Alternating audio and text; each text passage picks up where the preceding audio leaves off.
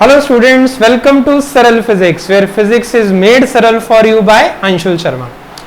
Okay, अभी मैंने आपके साथ लास्ट वीडियो में डिस्कस किया इलेक्ट्रोमैग्नेटिक इंडक्शन की कैसे मैग्नेटिक फील्ड को अगर मैं चेंज करूं तो एक गिवन कंडक्टर में I can induce the current. तो दैट मीन्स अगर मैं करंट को प्रोड्यूस करना चाहता हूं तो मैं एक कॉइल ले सकता हूं और उस कॉइल को मैं एक एक्सटर्नल मैग्नेटिक फील्ड में रखूं और उस कॉइल को अगर मैं घुमाऊं तो कॉइल के घूमने से उसके साथ एसोसिएटेड मैग्नेटिक फील्ड चेंज होगी, हेंस कॉइल में करंट इंड्यूस हो जाएगा।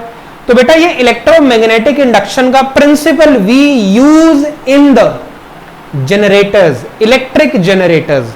मुझे इलेक्ट्रिसिटी जनरेट करनी है, इलेक्ट्रिक करंट जनरेट करना है, बिजली उत्पादन करना है, इलेक्ट्रिसिटी बनानी है मुझे। तो इस केस में मैं क्या करूंगा, मैं एक ऐसा सेटअप बनाऊंगा जिसमें मैं एक एक्सटर्नल मैग्नेटिक फील्ड में कॉइल को रखूंगा और उसको घुमाऊंगा।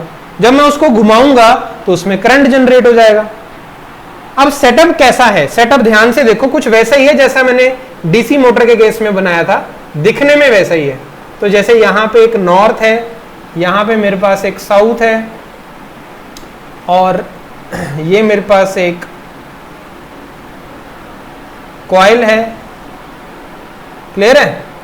सो अब यहां पे क्या है, कॉइल का एक एंड यहां पे जो है वो एक रिंग के साथ अटैच्ड है और कॉइल का दूसरा एंड यहां पे दूसरे रिंग के साथ अटैच्ड है।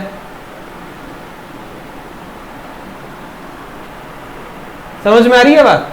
और ये अटैच्ड कैसे हैं, बेसिकली रिंग्स घूमते हैं, रिंग्स घूम रहे हैं। दैट मींस अगर मेरी कॉइल घूमेगी तो कॉइल के साथ रिंग भी घूमेगा।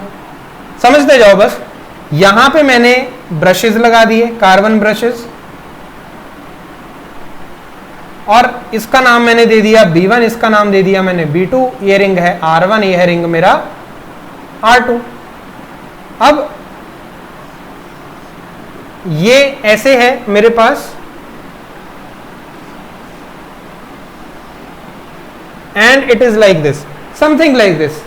आई होप यू अंडरस्टैंड। यहां पे मैंने जैसे इसको बनाया है और एक सेंटर में यहां पे मैं लगा दूंगा एक गैल्वेनोमीटर जो कि मुझे डिफ्लेक्शन बताएगा। नाम दे देते हैं इसका ABCD। अब आपको एक बात ऐसे समझनी है कि ये मेरी जो कॉइल है, let me take the register again today so that I can make you understand well. तो ये कॉइल है बेटा मेरी, यहां पे ये वाली कॉइल, इसको उठा के अगर मैं ऐसे रखता हूं आपके सामने, so this is that coil.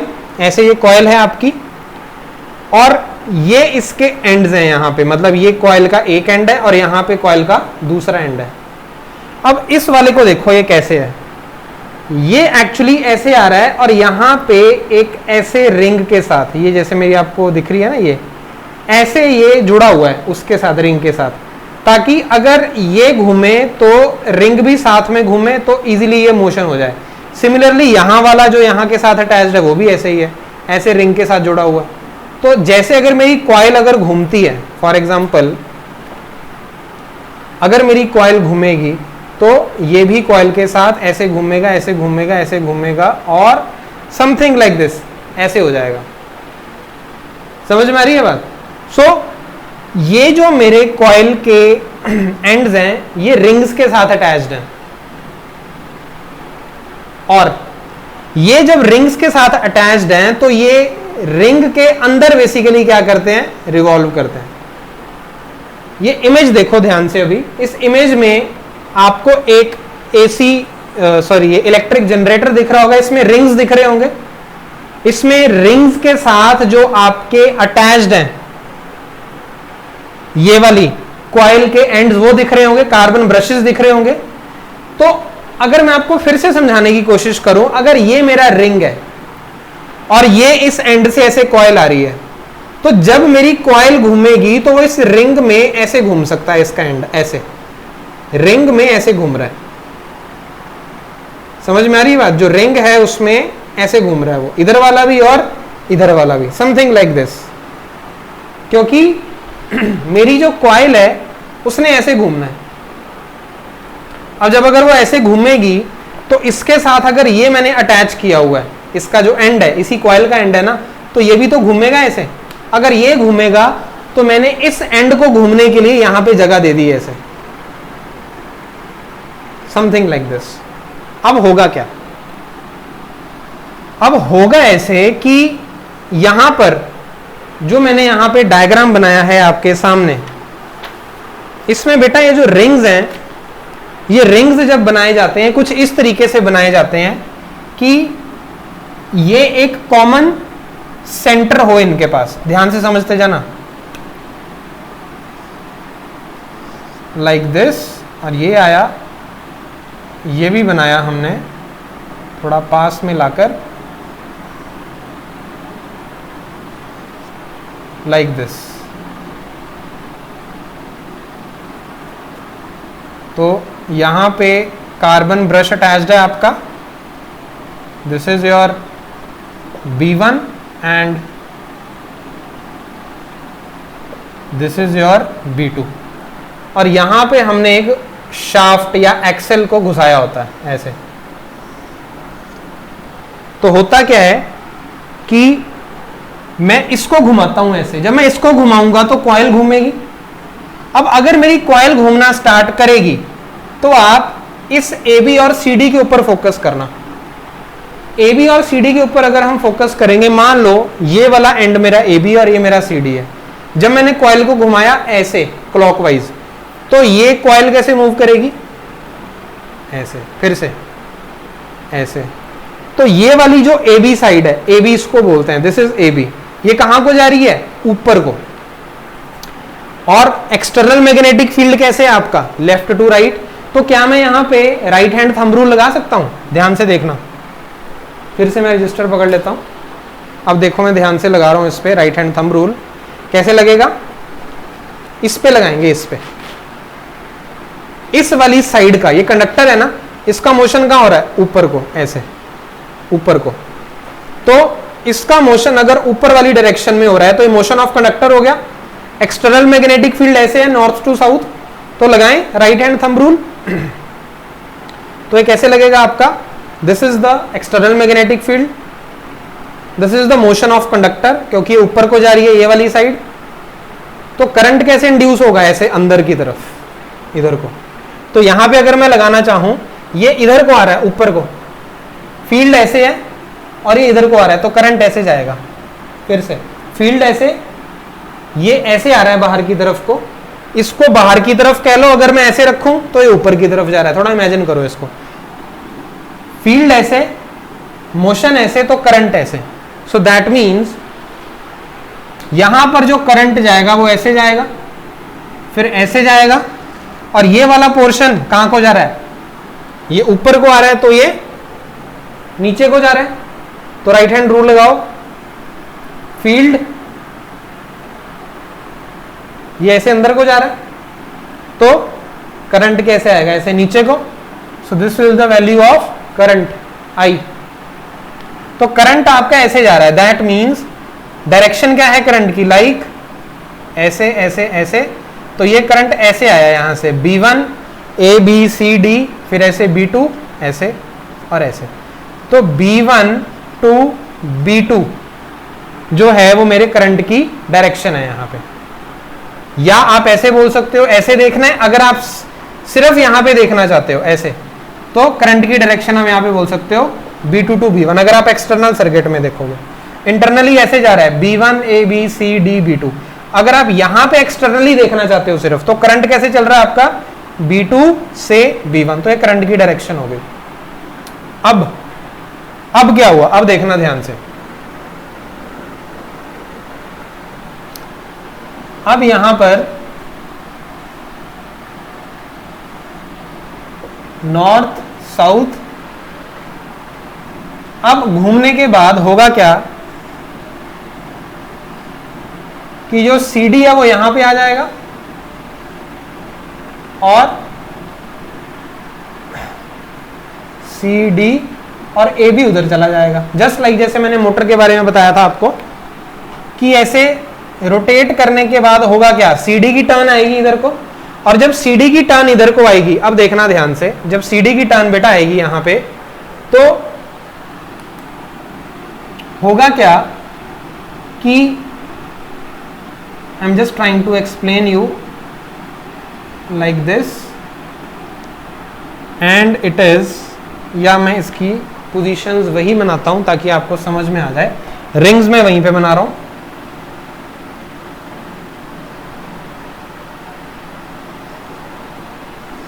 ऐसे। तो होगा क्या कि जो आपका CD के साथ था रिंग वो R2 था और AB के साथ रिंग कौन सा था, R1 था।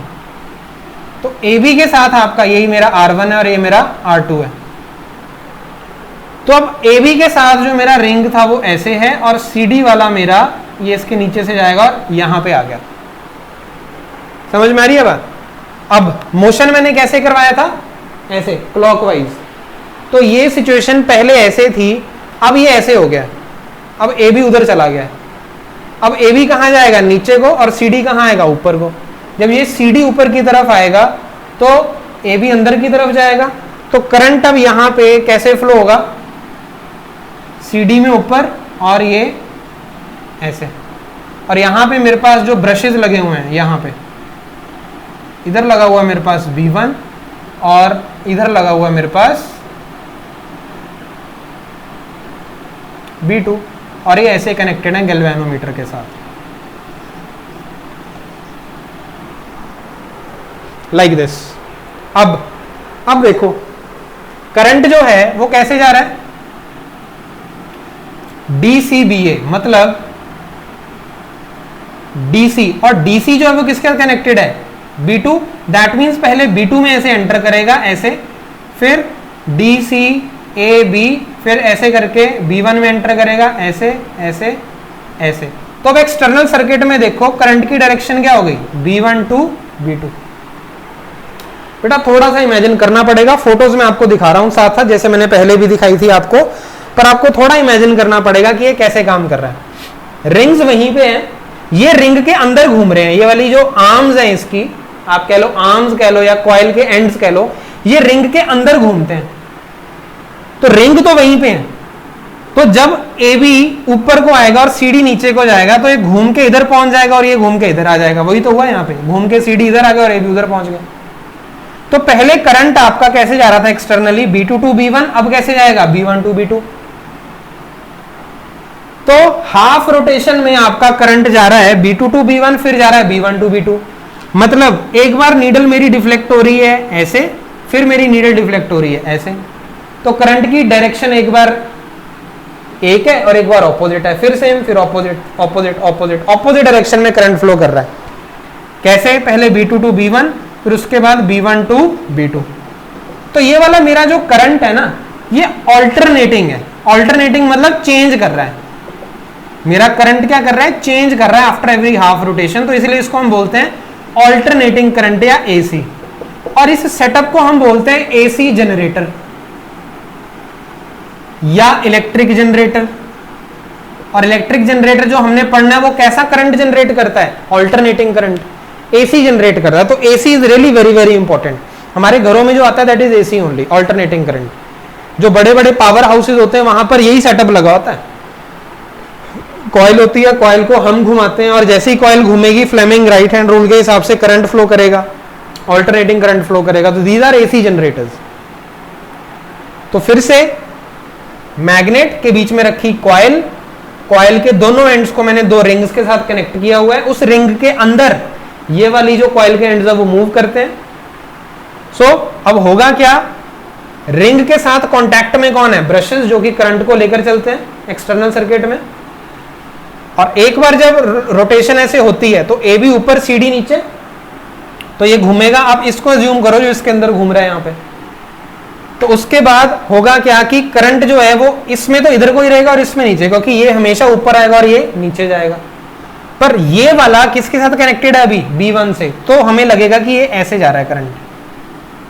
अब जब रोटेट होने के बाद CD इधर आ गया, करंट तो अभी भी ऐसे ही जा रहा है, बट अब ये वाला जो CD है वो किससे कनेक्टेड है, B2 से। तो हमें लगेगा करंट पहले B2 से ऐसे आया और फिर B1 से ऐसे, तो B1 to B2 बाहर से लगेगा। तो ये चेंज कर रहा है अपनी डायरेक्शन, इसको लिए बोलते हैं इसको ऑल्टरनेटिंग करंट। तो हमने जो टॉपिक पढ़ना है that is electric generator, electric generator, और वो कैसा इलेक्ट्रिक करंट जनरेट करता है, ऑल्टरनेटिंग करंट। क्लियर है?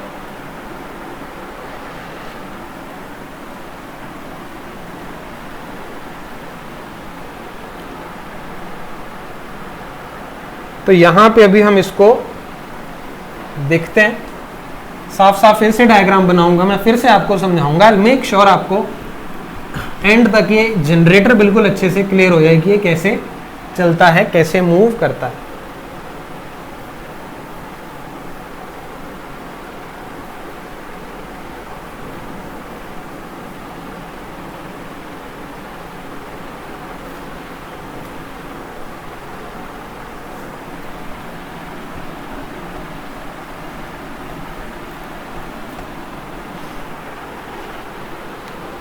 Electric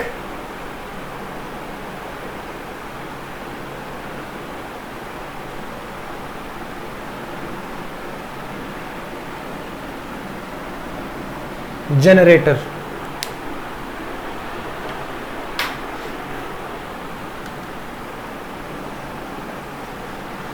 electric generator is a device which is used to convert mechanical energy into electrical energy. तो अब इसका हम डायग्राम बनाते हैं so that you just understand कि कैसे ये काम करता है।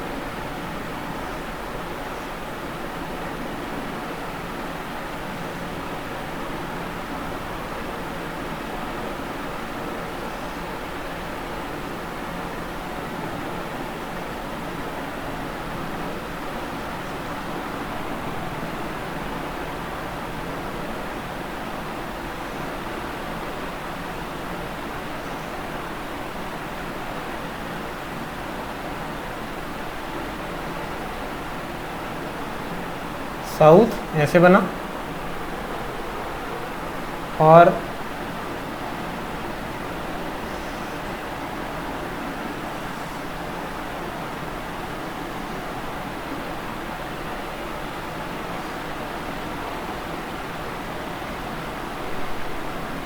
ये ऐसे कॉइल्स हैं, आपकी कॉइल बनाई मैंने, एक एंड इसका ऐसे, दूसरा एंड यहाँ पे, एक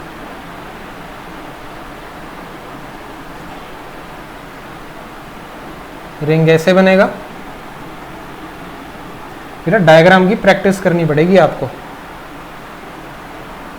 तभी बनेगा। ये पेपर में आता है, आपके न्यूमेरिकल क्वेश्चन आता है 5 मार्क्स का कि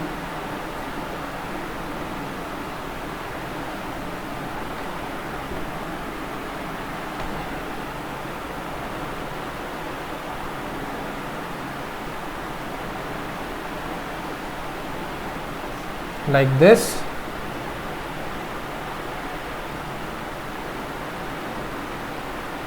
और दूसरा है आपका like this। अब यहाँ पे हमने बनाए ब्रशेस, ये मेरे रिंग्स हैं R1 R2,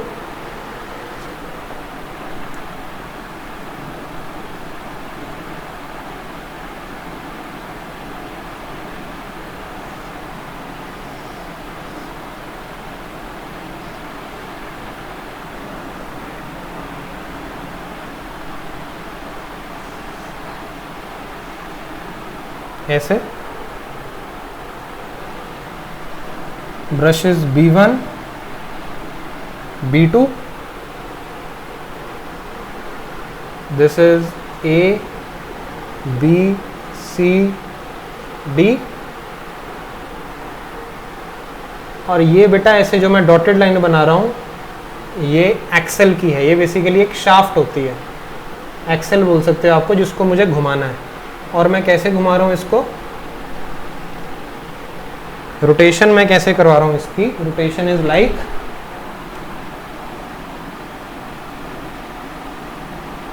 ऐसे रोटेट करवा रहा हूँ मैं इसको। अब जब मैं ऐसे रोटेट करवाऊंगा तो होगा क्या, ए भी ऊपर को आएगा। तो इसमें चलो इसकी वर्किंग जब मैं बताऊंगा तब करेंगे इसको डिस्कस।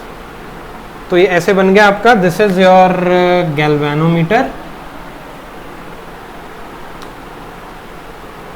तो ये बन गया आपका। तो यहाँ पे मैंने कैसे बनाया इसको, फिर से समझो अब ध्यान से। ये हैं दो मैग्नेट्स, नॉर्थ और साउथ, बीच में रखी मैंने एक कॉइल। कॉइल के जो दो एंड्स हैं उसको मैंने एक रिंग R1 से अटैच किया और एक रिंग R2 से अटैच किया मैंने। जो बेटा रिंग्स हैं वो रिंग्स कुछ ऐसे होते हैं कि इस रिंग के अंदर ये वाली चीज घूमेगी। मान लो ये मार्कर है, ये मार्कर इसके अंदर ऐसे घूम सकता है, और ये वाला जो आपका एंड है ये इसके अंदर ऐसे घूम सकता है। तो सब कुछ भूल के सिर्फ एक चीज आप इमेजिन करने की कोशिश करो कि ये दोनों इसके अंदर घूम रहे हैं। मतलब एक तो इसके अंदर घूमेगा और दूसरा मैं ऐसे पकड़ लेता हूं, दूसरा इसके अंदर घूमेगा। तो अगर मैं बोलता हूं कि मेरी एक कॉइल घूम गई ऐसे, तो अगर मेरी एक कॉइल घूम गई ऐसे तो ये भी उसके साथ जो है ऐसे घूमेंगे। फिर से समझो, ये वाली जो मेरी कॉइल है उसने ऐसे घूमना है क्योंकि मैंने घुमाया उसको ऐसे।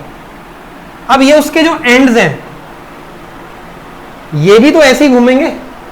अब बेटा इनके इस मोशन के लिए, अब इसका ये वाला जो मोशन है वो इसके अंदर हो गया ऐसे, ये यहां पे आ गया, और ये वाला जो है वो ऐसे करके इधर चला गया। पहले यहां पे था क्योंकि कॉइल घूमी, उसके साथ वो इधर चला गया। सिमिलरली इसकी बात करूं, जो सीडी वाला था वो इधर से घूम के इधर आ गया। ये मेन चीज है, यही अगर आपको समझ में आ गया ना, ये समझ में आ गया तो आपको एसी समझ में आ जाएगा कि डायरेक्शन उल्टी कैसे हो रही है। इसलिए मैं ज्यादा इस पे आपका जोर दे रहा हूं अभी। फिर से समझ लो, ये मेरी कॉइल है, इसको ऐसे घूमना है। कौन घुमा रहा है? मैं घुमा रहा हूं, हम बाहर से उसको ऐसे घुमा रहे हैं, बात खत्म। अब इस कॉइल के साथ अटैच्ड है एक ये एंड है और एक ये एंड है। अगर मेरी कॉइल घूमेगी तो बेटा ये भी तो घूमेंगे। अब इनके घूमने का प्रोविजन मैंने क्या कर दिया कि इनको मैंने एक सर्कल दे दिया कि यार घूमने तो इसी में एडजस्ट करना, ये भी इसी में करेगा और ये भी इसी में करेगा। और ये रिंग्स हैं, यही तो है रिंग्स जो मैं बना रहा हूं यहां पे। और ब्रशेस कॉन्टैक्ट प्रोवाइड करते हैं रिंग के साथ। अब देखना ध्यान से, अब होगा क्या। तो पहले हम इसकी कंस्ट्रक्शन लिख लेते हैं, फिर वर्किंग के पॉइंट्स इसमें हम लिखेंगे। ओके, इसकी कंस्ट्रक्शन के बारे में हम लिखते हैं यहां पे।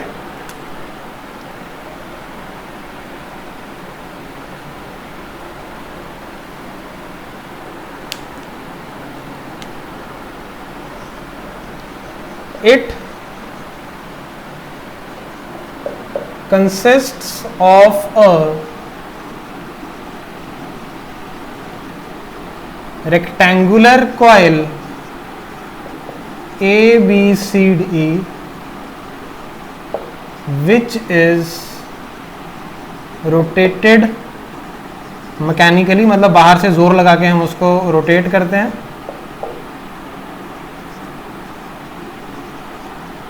Ends of coil are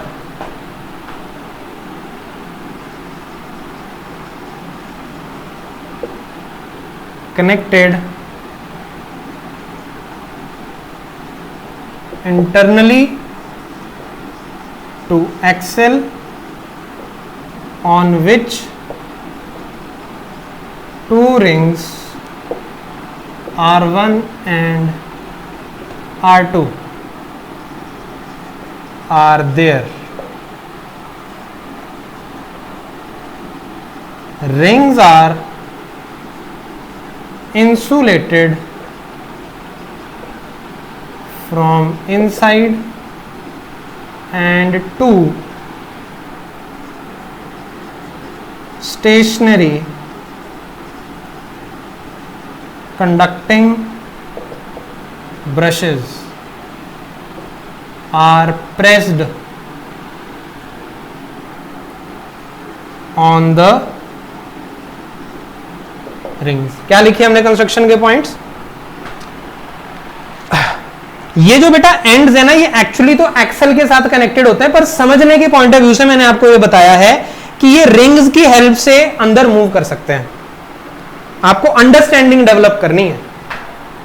अगर आप एग्जैक्टली पूछोगे जैसे आपके एनसीईआरटी में दे रखा है, इट इज लाइक कि ये जो एंड्स हैं these are connected to the inside of the axle, और जो रिंग्स है वो अंदर से इंसुलेटेड है.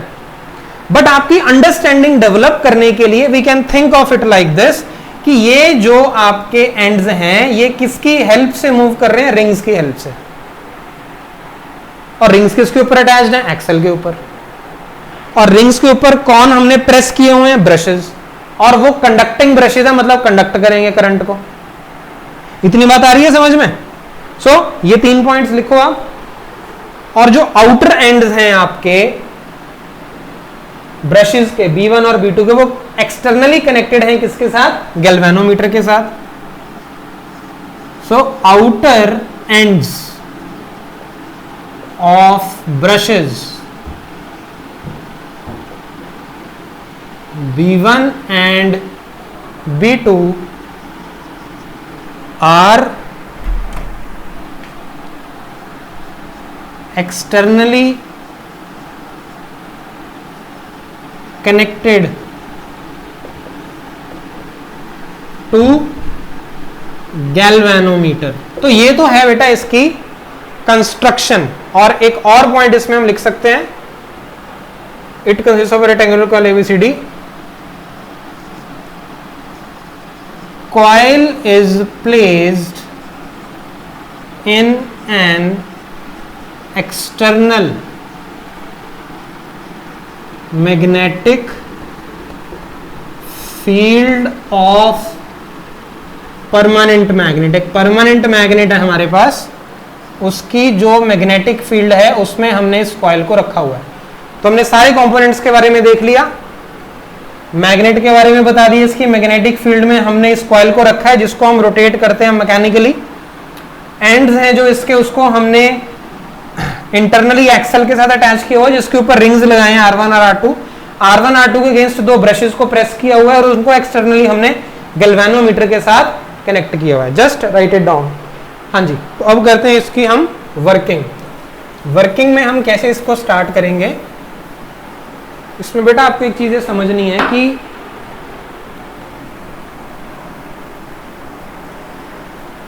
वर्किंग में हम एक डायरेक्शन पहले से ज्यूम करके चलते कि हमने इसको कैसे घुमाया एक्सेल को, ताकि हमारी जो कॉइल है वो कैसे घूमी, उस हिसाब से हम जो हैं इसको करना स्टार्ट करेंगे. तो यहां पे हमने ज्यूम किया कि हमारी जो कॉइल मूव कर रही है वो एंटी क्लॉकवाइज मूव कर रही है.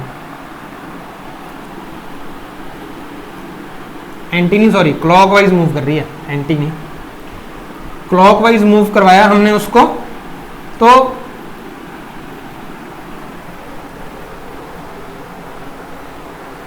कैसे अब करंट वगैरह प्रोड्यूस होगा उसको हमने अब स्टडी करना है यहां पे. चलो जी, ये है आपका Excel. So working will do now.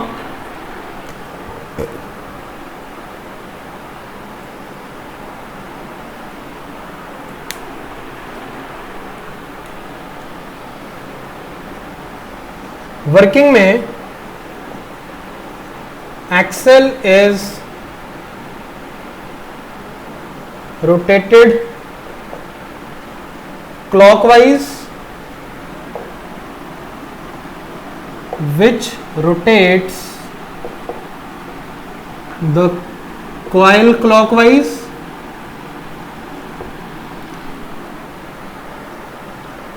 such that AB moves up and CD moves down.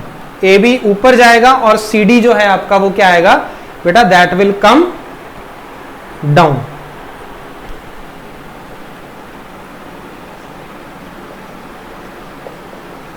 External magnetic field is from north to south, which is cut by the motion of coil. क्या लिखा हमने यहां पे कि पहले तो मैंने Excel को घुमाया क्लॉकवाइज तो कॉइल घूमेगी, और ये नॉर्थ साउथ जो है ये मिलकर एक एक्सटर्नल मैग्नेटिक फील्ड बना रहे हैं, और कॉइल जब घूमेगी तो उस मैग्नेटिक फील्ड को कट करेगी. या बोल सकते हो कि कॉइल के घूमने से जो कॉइल के साथ एसोसिएटेड मैग्नेटिक फील्ड है वो चेंज हुआ. और इलेक्ट्रोमैग्नेटिक इंडक्शन क्या कहता है कि जैसे ही किसी भी करंट कैरिंग कंडक्टर के साथ एसोसिएटेड या किसी भी कंडक्टर के साथ एसोसिएटेड मैग्नेटिक फील्ड अगर चेंज होता है तो उसमें क्या फ्लो होना स्टार्ट हो जाता है, करंट. तो कंडक्टर है, उसके साथ एसोसिएटेड मैग्नेटिक फील्ड है, अगर वो चेंज होगा फील्ड तो उस कंडक्टर में क्या फ्लो होगा, करंट फ्लो होना स्टार्ट हो जाएगा. So external magnetic field is from north to south which is cut by the motion of coil from Fleming's right hand rule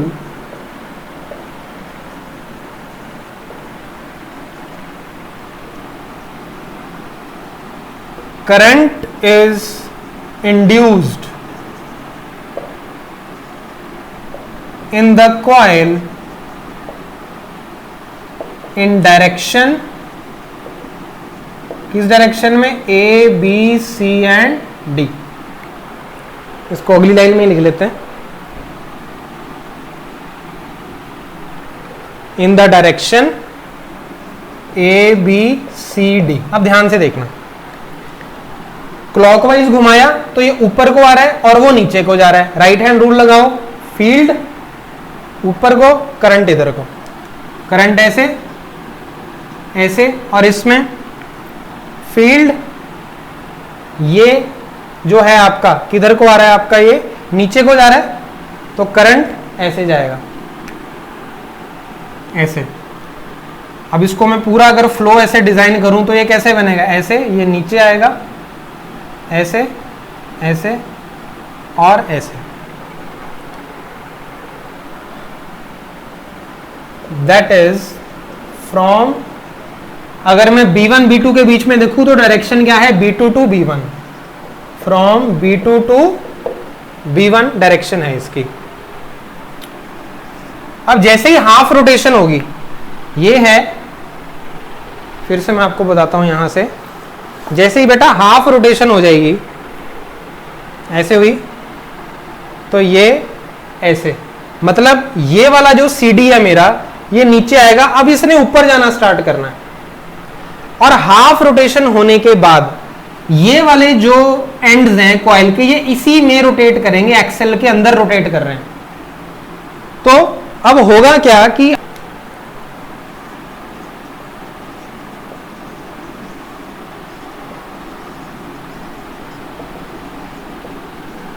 CD moves upward and AB downward. So current is induced in direction DCBA. तो अगर मैं यही diagram यहां पे मैं coil की situation आपको बताऊं कैसी हो जाएगी, ये कॉइल है मेरी, सिर्फ समझने के लिए बना रहा हूं आपको मैं, समझाने के लिए. ऐसे ऐसे, यहां पे कौन आ चुका है, CD, और यहां कौन है, AB. करंट ऐसे जाएगा DC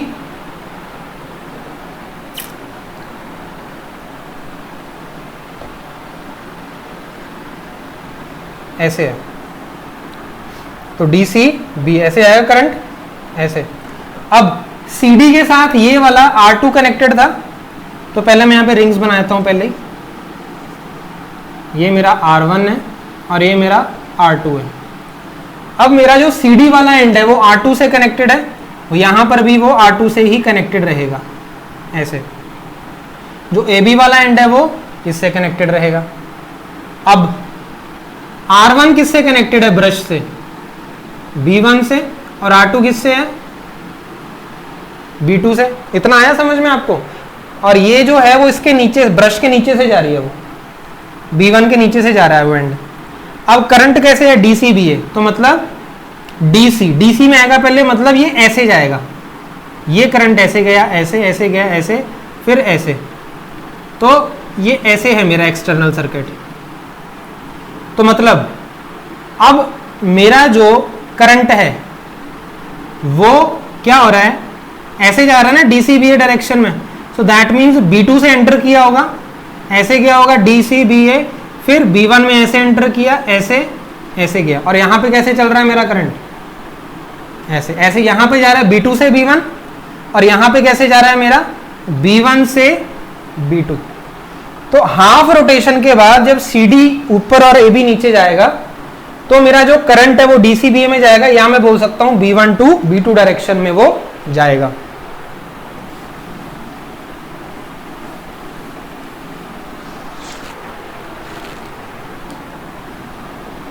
that is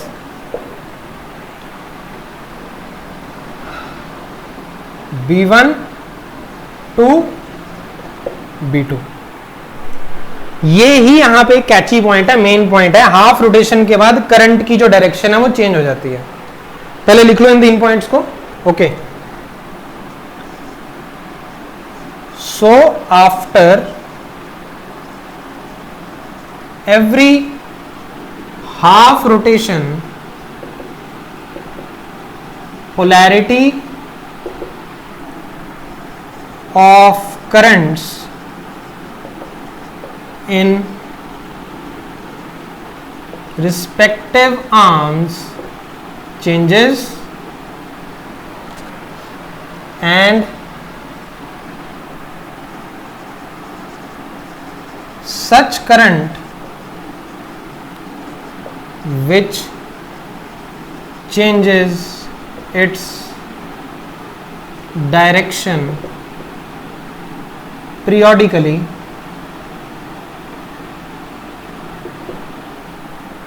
is called as alternating current, या AC बोलते हैं इसको, alternating current, AC। इसीलिए इस जनरेटर को हम क्या बोल सकते हैं, जो हेडिंग थी आपकी वहां पे आप इलेक्ट्रिक जनरेटर के साथ AC जनरेटर भी लिख सकते हो। क्लियर है? सो जस्ट राइट इट कि ऑल्टरनेटिंग करंट कैसे प्रोड्यूस हुआ। डन। तो AC जनरेटर तो हमें समझ में आ गया कि अगर मैं ऐसा सेटअप यूज करता हूं तो मैं क्या जनरेट करवा सकता हूं, ऑल्टरनेटिंग करंट। अच्छा सर, अगर मुझे डायरेक्ट करंट जनरेट करवाना हो तो क्या करेंगे? तो भी ऐसा ही सेटअप नहीं। आपको DC मोटर याद है जो मैंने लास्ट वीडियो में आपके साथ डिस्कस किया था, DC मोटर। अच्छा, ये चीज तो आपको क्लियर होगी, सब आपने नोट कर लिया है। मैं यहीं पे आपको चेंज करके बताता हूं, अगर मुझे DC करंट बनाना हो तो कैसे बनेगा। तो हमने क्या किया था बेटा, हमने यहां पर क्या लगाए थे, इफ यू रिमेंबर, हमने यहां पे लगाए थे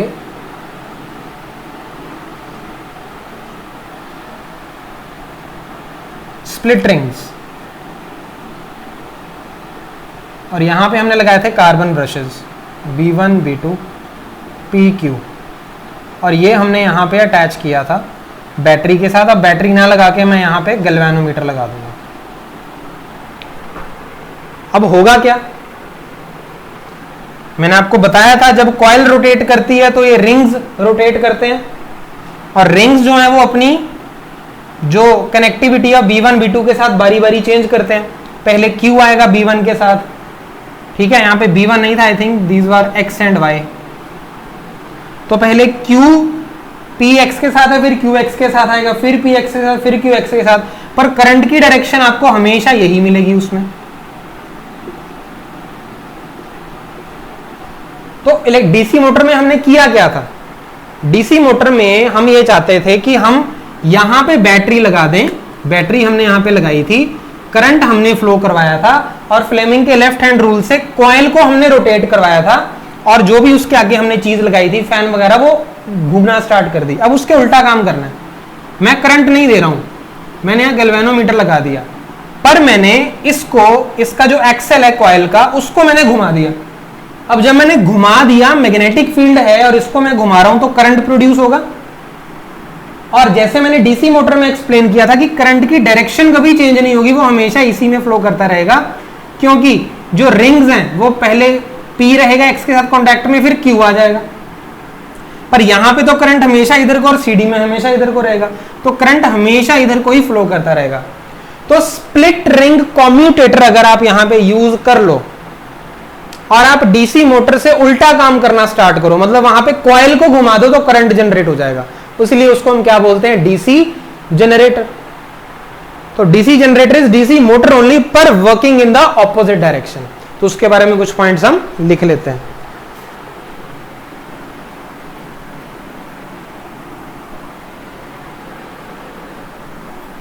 okay, so DC generator is, अगर आपको डीसी मोटर आ गया समझ में, तो डीसी जनरेटर तो उसका बिल्कुल एग्जैक्ट आप बोल सकते हैं ऑपोजिट है।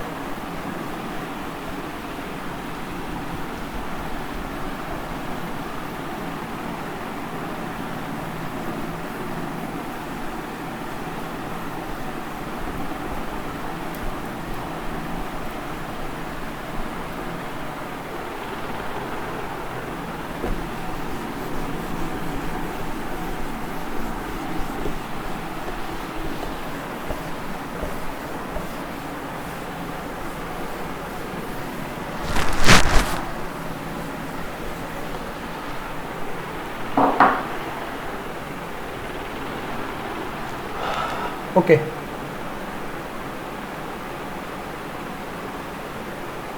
DC generator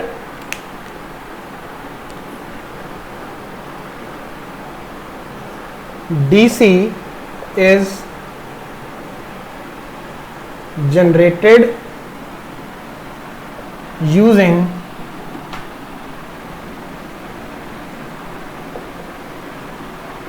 split ring type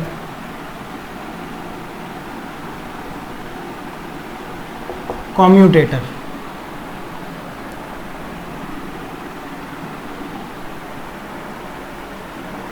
which was used in DC motor.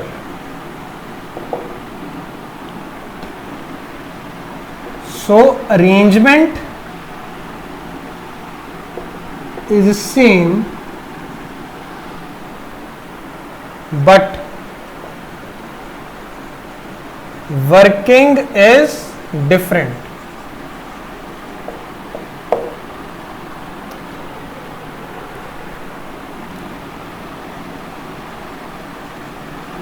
Instead of connecting battery,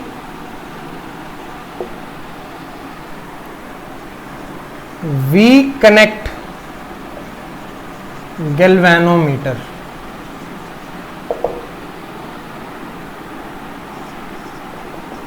Coil is rotated and current is induced in unidirectional way.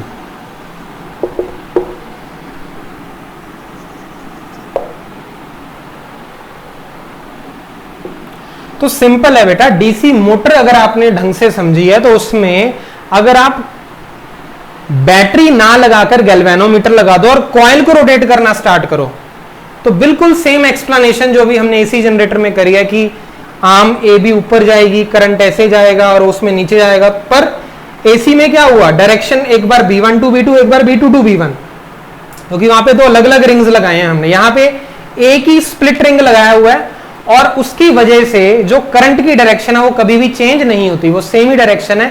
और वो कैसे नहीं होती, उसके लिए डीसी मोटर देखो एक बार, उसका वीडियो डेडिकेटेड जो मैंने बनाया है। फाइन। सो एसी और डीसी जो है आपका, एसी जनरेटर हमने डिटेल में किया, डीसी के बारे में आप ये पॉइंट लिख लो। ओके, कुछ इंपॉर्टेंट पॉइंट्स हम लिख लेते हैं यहां पे अब।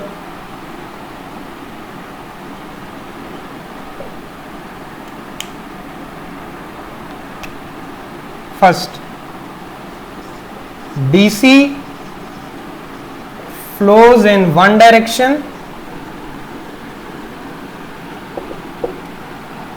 but AC changes the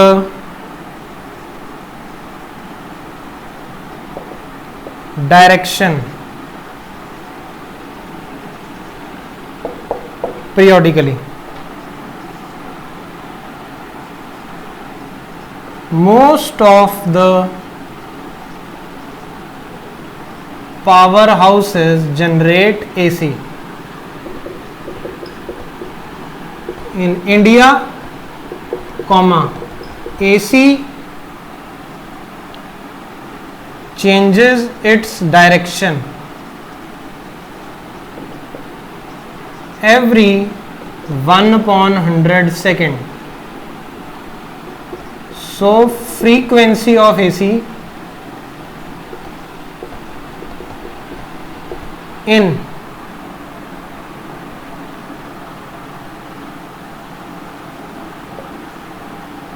India is 50 hertz.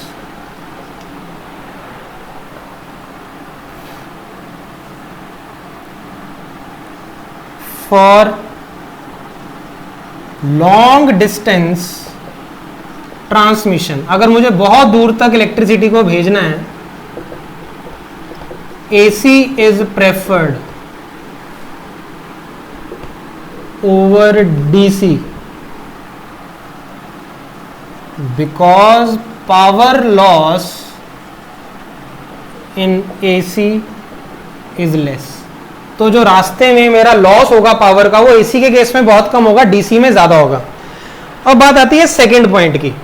Second point है कि after every 1/100 second frequency change करता है वो एसी अपनी डायरेक्शन, तो फ्रीक्वेंसी 50 हर्ट्ज हो गई। वैसे आपकी एनसीईआरटी में नहीं दे रहा है, पर आपकी अंडरस्टैंडिंग के लिए मैं बता दूं, ऑल्टरनेटिंग करंट को अगर मैं वेव की फॉर्म में बनाना चाहूं, वेव क्या होती है वो हायर क्लासेस में आप पढ़ोगे, तो वो ऐसे बनेगी बेटा।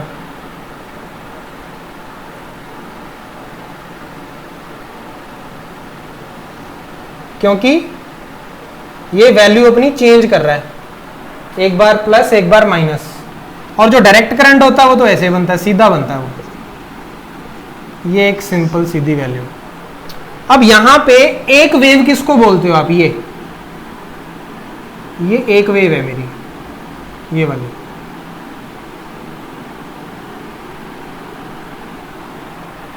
और जितने टाइम में ये एक वेव खुद को कंप्लीट करती है उसको मैं बोलता हूं वो उसका टाइम पीरियड है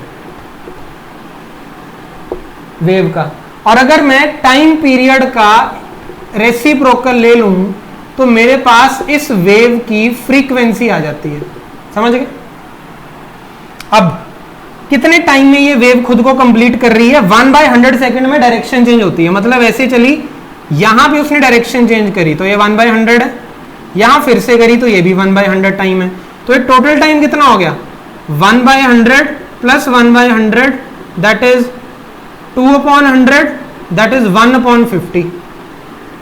तो इसका टाइम पीरियड कितना हो गया 1/50 सेकेंड्स।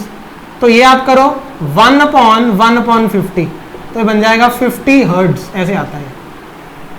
आई होप आपको आ गया समझ में। सो डीसी एसी के बारे में, DC direct current direction change नहीं करता, एसी पीरियोडिकली अपनी डायरेक्शन चेंज करता रहता है। So I hope this electric generator is now clear to you. समझ में आ गया है आपको कि डायरेक्शन कैसे चेंज होती है। डीसी जनरेटर एग्जैक्ट ऑपोजिट है आपका डीसी मोटर का। अब आप बोलोगे कि सर जनरेटर तो आपने डीसी भी बता दिया, एसी भी बता दिया, मोटर आपने सिर्फ डीसी बताई, वो भी एसी बता देते। बेटा वो आपका इलेक्ट्रिकल इंजीनियरिंग का पार्ट है, हायर क्लासेस में जब आप पढ़ोगे जाके तो उसमें वो अलग अलग टाइप्स होती हैं, 3 phase, single phase, induction Motors, वो आपके सिलेबस का पार्ट नहीं है। यस, एसी मोटर्स होती हैं पर। So this is all about your NCERT जो आपको दे रखा था टॉपिक इसका, इलेक्ट्रिक जनरेटर का। और लास्ट वीडियो में मैंने आपके साथ वो डिस्कस किया Fleming's right hand rule and electromagnetic induction.